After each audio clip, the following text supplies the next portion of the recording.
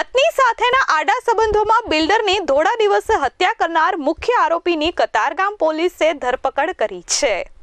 સુરતના કતારગામ વિસ્તારમાં ગત 12 જાન્યુઆરીના રોજ થયેલી બિલ્ડર વિપુલ માંડાણીની હત્યાના કેસમાં કતારગામ પોલીસે મુખ્ય આરોપીની ધરપકડ કરી છે। અંગત અદાવત અને પ્રેમ પ્રકરણમાં આ હત્યાની ઘટનાને અંજામ આપવામાં આવ્યો હતો।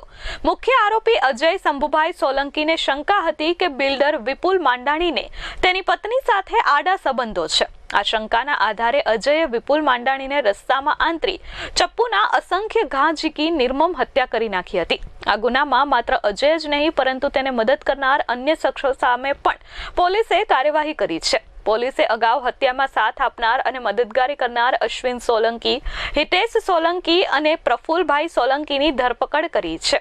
પકડાયેલ મુખ્ય આરોપી અજય સોલંકી વિરુદ્ધ અગાઉ પણ ગુનાઓ નોંધાયેલા છે।